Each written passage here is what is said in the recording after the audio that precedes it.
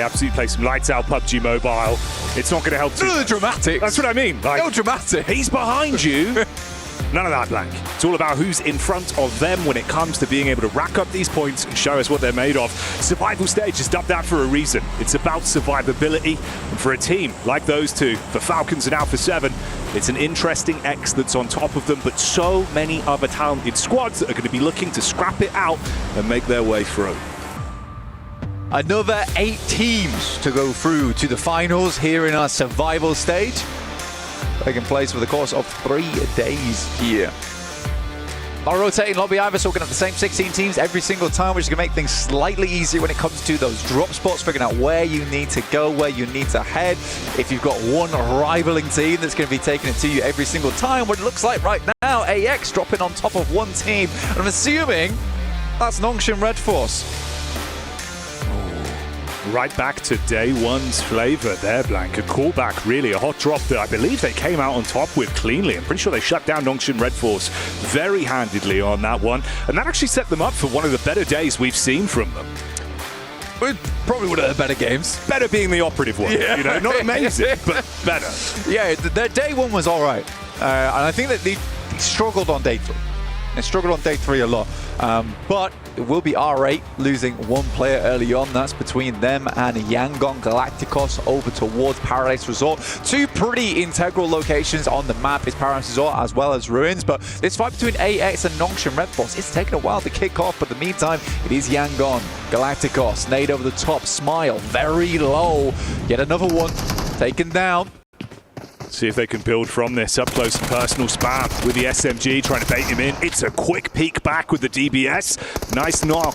Oh, it's really not going well in the overall fight though. You can see him being able to convert onto these knocks as well, so it's getting messy for both sides. Got the Vector out. Fast fire rate on the side, but a good tag around the edge. But somehow, he absolutely fumbles it. Say Cloud will stay up here. 3 players up, 4 elims, very nice stuff. R8 goes down with just the 1 elim. AX, though, playing very cautiously, very safe. For Ralph here from Falcons, making the rotate up towards Tambang. This has got to be, like you say, more than pageantry. This just can't be a rotate that you make, and it's just sending up there for sending up their sake. You know, he needs to check in over towards Ruins. This is a perfect opportunity for them to figure out how they want to deal with Ruins. We got a northwest circle on this one.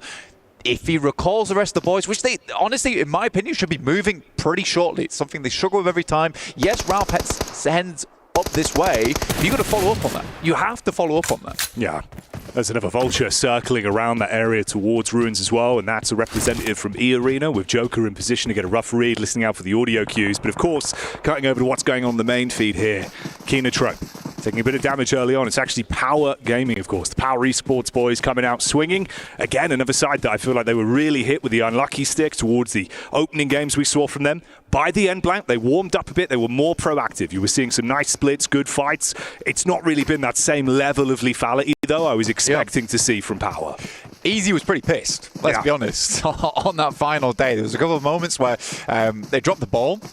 Overall, it was a successful day, in my opinion. That's fair. Yeah, they didn't make it into that top 8, but I think you're right. It looked a lot better than their day 1. So for Power, at least, there's definitely opportunity, because I do respect it. I like the fact that they were willing to tell each other, like, guys, we've got to sort this out. There are some situations where we're just not playing well. And you know things are bad when Easy's the one who's holding the reins a lot of times. You don't want to see Al-Haji in that front line. Narvalo's down. Mate, this is what I was worried about. You could see both of them had the same idea to try and third party on this setup, but E-Arena just instigate it and have already started to put Falcons into a rough spot. The AX setup as well on the drop, it's Henry that goes down. The thing that worries me here, this is way slower. The last time they went for this hot drop, they were taking the punches. They were the ones engaging. Henry seems like he went in for an opening sort of punch with the DBS. Didn't work. He's down, he's isolated, no one's there to back him up.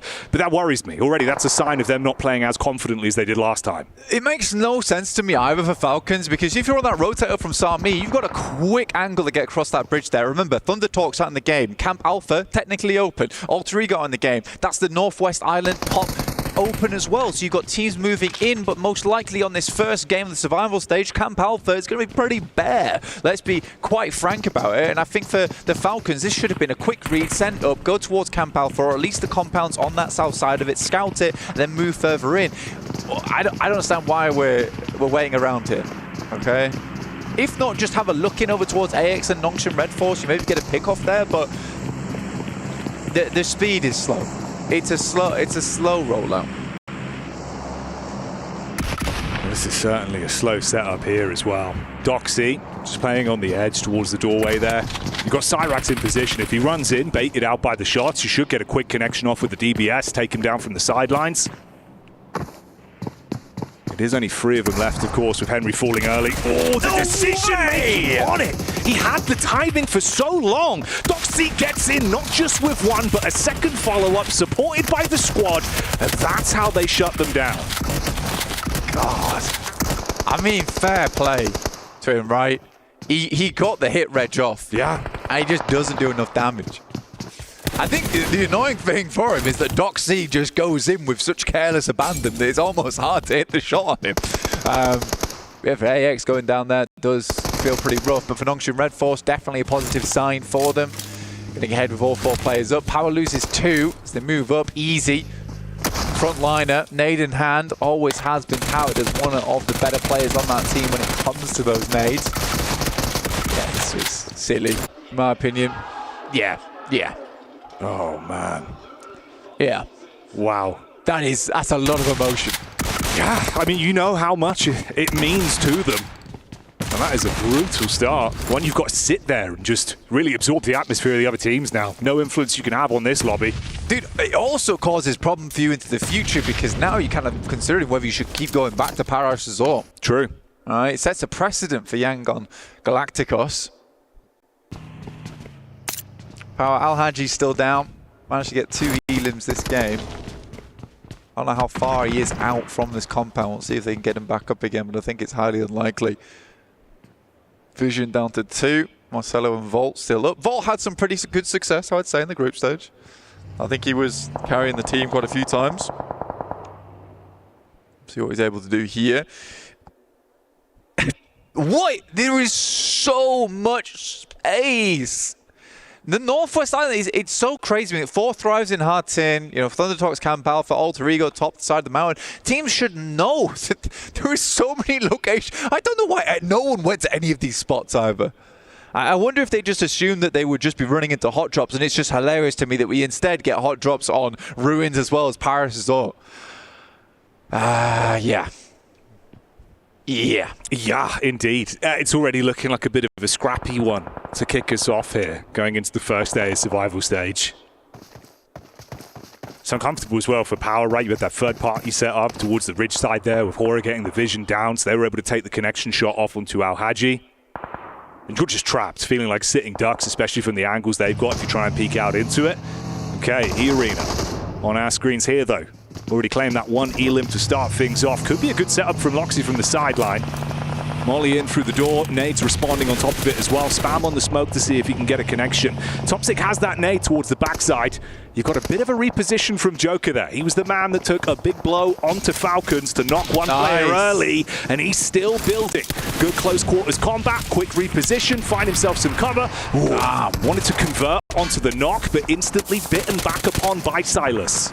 This is the technical best team in survival stage. Wow, that could have been a big amount of damage going through. Moment has to back off the building. Nasty bounce on that one will cause it to jump back, but the shots coming through from Team Falcons now. Finally made that decision to cross the bridge. Took them a while, and it required E-Arena to make that move first. But for Regnum Kaya now, they need to speed up this fight. They've got to clean them out, remove Mormon from the position, so they've actually got some backline cover with that roam up from Falcons.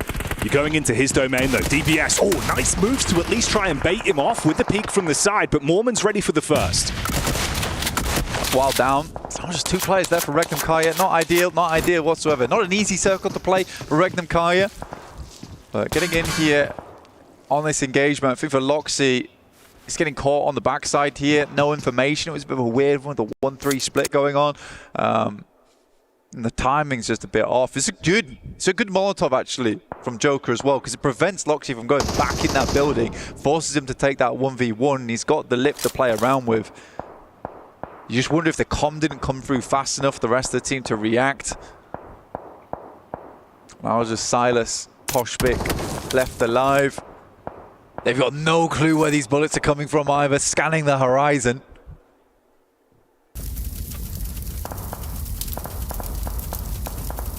In the Elim feed as well, it's that delayed fight that was going on between Vision and Power.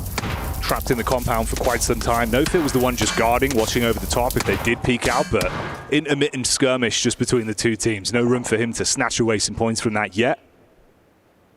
And this has really been starved out as well. Obviously just that duo left, not the ideal start. A team that really could go so far here as well. You know, one of the horses that you were expecting to at least be able to push through, make it into that final race. Talented squad. Vision do finally fall though, taken out. Yeah, Alteki, very shiny coat on that one coming off the back of PMGO. And to be honest, I put a lot of stock in that team. Yeah. I put a lot of stock in Regnum Kaya. I do think they can go far. They get pitched out because it is such a fierce battle for the top on day 3 of group stages. I think it was 2 points. 2 points. It was really close, making yeah. it in. I think they ended up on 9th place there. So Regnum Kaya, I still think they can go far here as a team. Not a great start though over on Sandhawk. They do have technically one of the strongest locations right now. But do they really have it, or are they just living in E-Arena's territory? Might actually get the Falcons move up onto them as well. They've been biding their time for a while here. Meanwhile, we join the action with Alpha 7. Of course, defending champions of the trophy and the title from last year, but a very different look with how they've seen out on the battleground. Riva with the first contact, good shots over at least, able to keep himself behind cover. Not sure what Doc C's doing here, just kind of open themselves up for Revo to take any shots that he would like. Over the top, will hit hard. Doc C will go down. That's a heavy blow to take. Second one goes through, almost was on target, a little bit of a bouncer there. Could have been terrible news for Nongshim Red Force. Difficult location for Falcons play from though.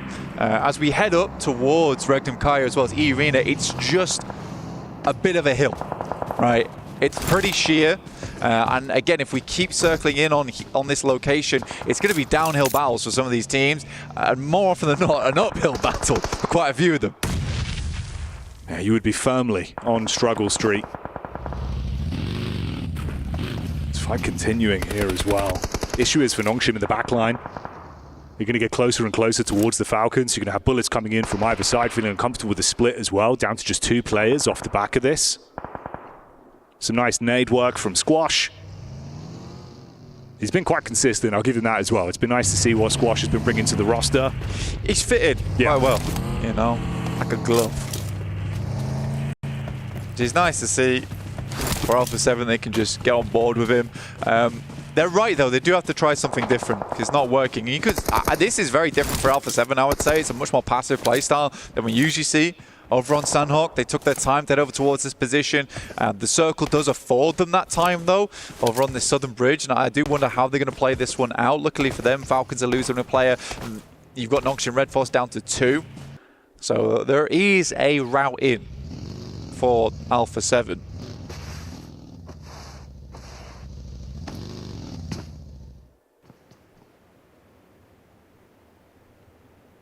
Regnum Kaya as well. It feels like it's so unfortunate with the setup there of how that initial fight went. Then ever since, right, you've been trapped. Silas just having to keep himself in cover with the vehicle behind. Knows there's teams around him. The crazy thing to me is that E-Arena's not cleared them. No.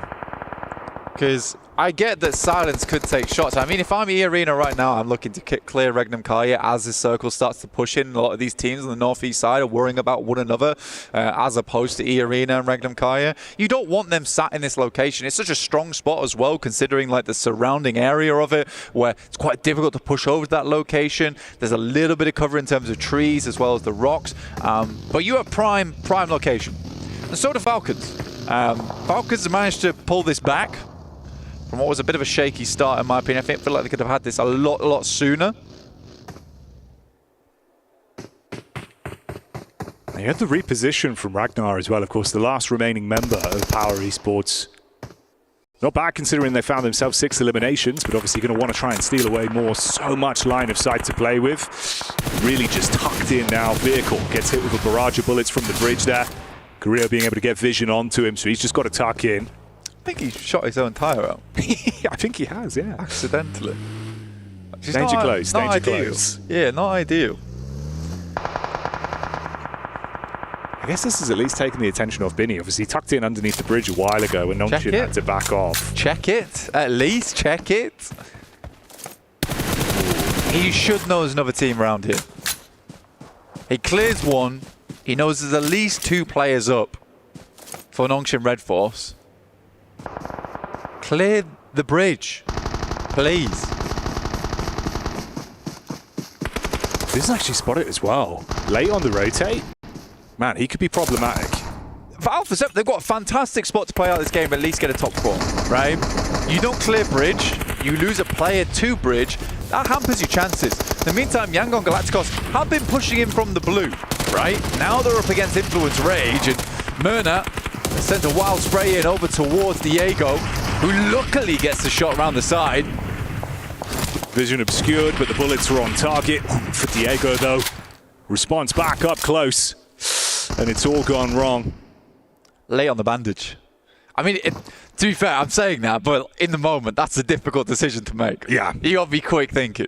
So, I can't be too upset with that one. I think the fact that Yangon Galacticos gets as far as they do is already fairly impressive. Horror Esports moving across from that northeast side. They do clean up Kino Trope, with Scarface actually finding those shots from Fireflux. Always on the long range, that guy, as we go in towards our next circle. That's brutal. That is brutal. Almost no reason to be on the south side of the circle here. And Revo goes down. Was that to Tizzy or Billy? Tizzy. Yeah, Tizzy from the coastline. It is sloppy. Yeah. It is sloppy. I think the thing is, yeah, okay, they finally got vision onto it. That's the scary bit, because then obviously you turn your head on a swivel, you're expecting back towards the coastal side. Binny might have been able to cause some issues, both dive in towards the water. Oh, mate. This is getting messy. Squash is looking around the side. There is a team coming through. That is a nice angle. Well played, Squash.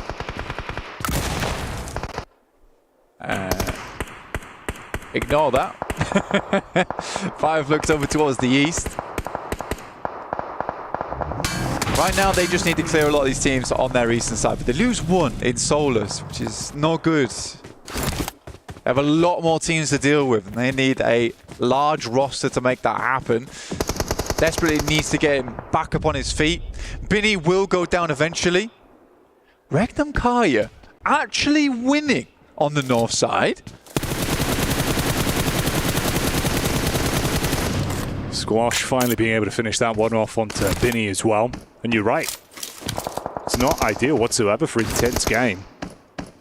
Bullets back over onto it. Meanwhile, we lose the last representative from Horror Esports as well. It's 2 guys. Wow. Push them. Yeah, go for something confident here, surely. Play off one another. I mean, Silas has just been tucked in this exact pass for like a good, 5-10 minutes. Effectively uncontested. The nade back. This is wild. This is wild. One on the left-hand side will go down. Toshbik needs to be quick on the trigger, though. He wants to get Silas back up. One goes down the back lines. They might just finish this off. Now just Mormon left alive. Toshbik in a 1v1. Oh, the peek into it. Okay, quick switch to the shotty secondary and able to mop that one up. But that is rough, dude. The fact he's forced it down to the solo, decision to make to go for the pick back up as well, especially with Fireflux further down the hillside. How has he got away with so much mischief? Just 2 of them. 35 seconds. I think he has time to get Sakura back up again, but yeah, messy.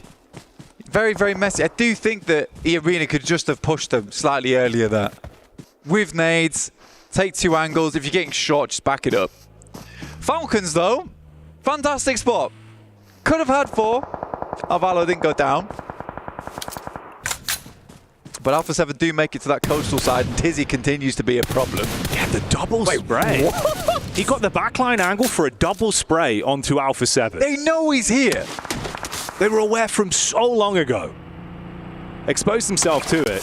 This is brutal, bro. Roll up as well. Falcons potentially realizing now's the time to go in. Koa from the sideline spots them. Exchange on points between either team. We say goodbye to Alpha 7. And Falcons looking to put themselves in a good spot. I was hoping Falcons just take down Tizzy there. Honestly. Fair play to the Falcons. This has been an odd game all round. Let's be honest. I think Falcons could have been quicker over towards that north side. There's a lot of teams like Northwest Island that were cut out in that top 8, who were finding the most success there. Nate goes down over towards Ralph. My. Literally eats it, chomps down on it. No big deal. That's nuts. A Maxim-esque nade right on target, but he barely survives with a sliver of HP. Difference is, obviously, when you look at the battle of attrition, right? Falcons the only squad that have 3 players left alive going into this. Want to play off one another. Rotate over from Fireflux as well. The arena in position to at least get a shot potentially back onto Redox from the side. Scarface is not... He's a bit of an unknown factor here for these teams because he is incredibly good when it comes to these open sight lines. They also have this ridge to work around. And Fireflux are currently inside the circle. Falcons have to push out into that open ground. E-Arena also need to move, but they're close to the circle, so they can afford to wait slightly. You can see here Koa as well as Ralph edging closer and closer. That's a big Molotov. Very, very nicely placed. That's Ralph going down, and Koa has to play in the smokes, but there's Scarface. Oh, here he comes. Unloads the magazine, gets a clean connection off. Sakura down, sideline back over from Redox. Goes both ways. Wave goodbye to E-Arena. Leaves us in the final fight with just 2 squads, Fireflux and Falcons. This is fantastic from Koa, man. He has to immediately start moving up. He knows he can't delay. And I think actually Fireflux won't expect him being this close. Like, that was a stellar decision from him.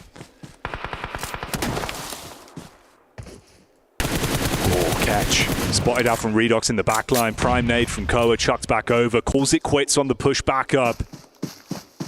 2-2 split. A lot of distance to work with here. Uphill battle, just spots out the head, but it's a quick timing on the peak. Scarface, back over, bullets down, heavy tag. The only thing is that Redox almost scares him off the position that Koa was going for with the nade. This nade's coming in quick though. Koa sends a nade down, does good damage over towards Ketch, and Scarface is yet to toss the nade just yet. Could airburst over towards him. Koa's taking a 1v1 and Ketch will win it out. Oh, the Tommy Titan unloads the magazine, shuts down the first. Redox with a big task ahead of him. Quick peek up over the rock face, battling back with the DBS, trying to keep them isolated. Give himself 1v1s. He's got the heal in. Quick peek back around, trying to see if he can bait them on the face. If they give him an opportunity, he could snatch it up close, but Scarface handles it, and they will snatch that one away. It's a dangerous proposition. Scarface will be letting some scars into the battleground there from long range. Give him